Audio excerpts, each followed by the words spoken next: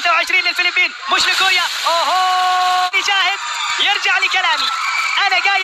U18 Alas Pilipinas panalo kontra sa South Korea. OMG! Pinoy fan sa Bahrain. Grabe ang suporta. Rose, next Alyssa Valdez o next Micaela Belen, ang lakas. South Korea ginulat sa lakas ng Pilipinas. Yan ang ating pag-uusapan this video kaya tapusin nyo. And before that guys, please naman huwag nyong kalimutan mag-like and subscribe for more valuable updates dito po sa aking new channel. Maraming salamat, isang subscribe naman and road to 1K subscriber. Thank you! Well, unang panalo nga ng U18 Alas Pilipinas na ginaganap ngayon sa Bahrain sa 3rd Asian Game 2025. U18 na talaga namang tinalo ng Alas Pilipinas Women's ang South Korea sa loob ng 5 sets sa mga scores na 25-21, 19-25, 25-22, 22-25 at 15-10.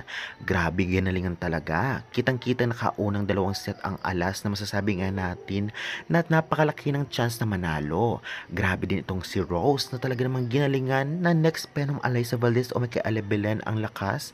Well, pwedeng mangyari ito at syempre may sarili siyang pangalan.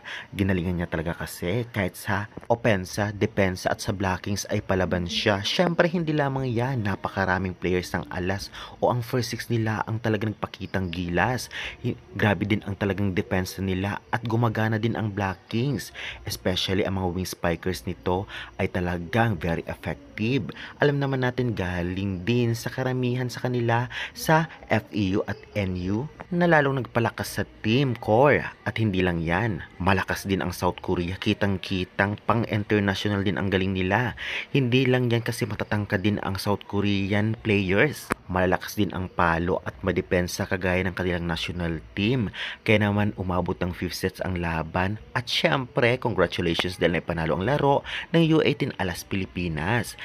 Kudos din sa coaching staff, especially sa kanilang head coach, naging coach din sa international game ng NU noon.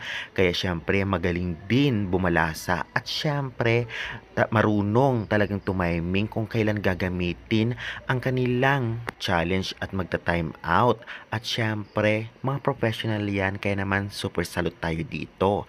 Grabe din talaga ang suporta ng Pinoy fans sa Bahrain na para bang sariling o host country ang naglalarong Alas. Grabe talaga ang suporta ng Pinoy. Kaya congratulations pa rin at proud na proud tayo. Abangan natin ang next game ng Alas Pilipinas Women's U18. Magpo-post po ako. Kaya syempre mag-subscribe na kayo for latest update.